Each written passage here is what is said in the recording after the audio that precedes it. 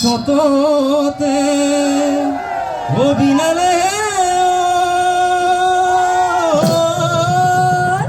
ও সত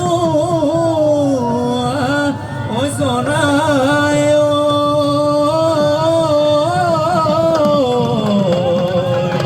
ওই বহাগর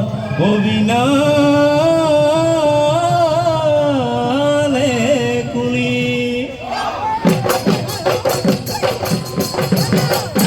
ওই কুলির মাতে হনে